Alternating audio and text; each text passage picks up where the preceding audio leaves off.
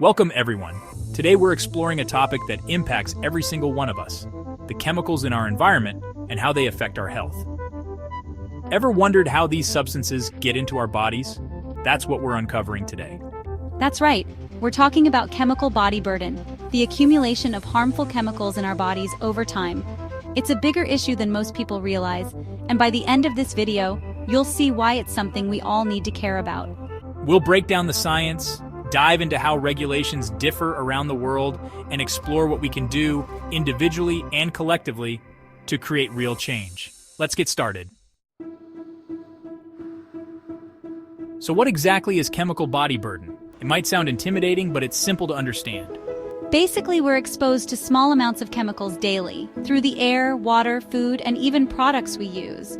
Some of these chemicals stick around in our bodies, building up over time. That's what we call the chemical body burden. Imagine it like compound interest, but instead of growing your savings, it's harmful substances accumulating in your system. And one major contributor? Forever chemicals, also called PFAS. These are found in non-stick cookware, waterproof clothing, and more. They're called forever chemicals because they don't break down easily, in the environment or in our bodies. The scary part?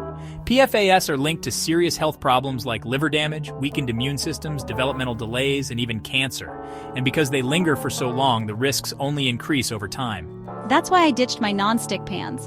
Sometimes these small changes are a real wake-up call. But here's the thing. Tackling chemical pollution isn't just about personal choices. It's also about how governments regulate these substances. And there's a stark difference globally. In the US, we use a proof of harm model. That means chemicals are considered safe until proven otherwise. The burden of proof is on scientists and the public, often after these chemicals are already in widespread use. Compare that to the European Union, where they follow the precautionary principle.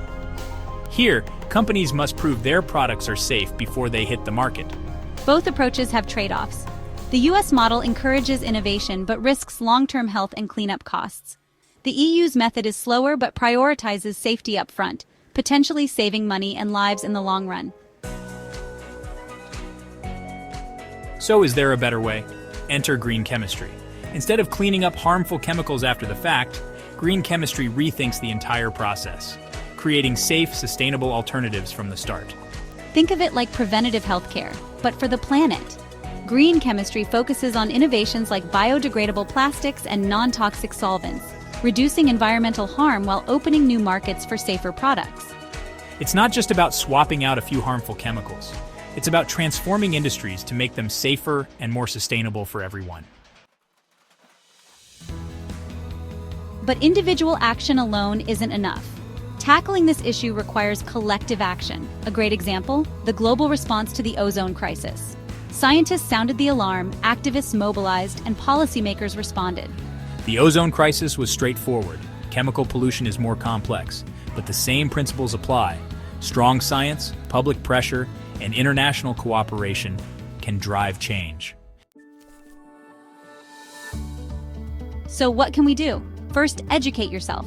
Follow organizations working on these issues, stay informed, and share what you learn.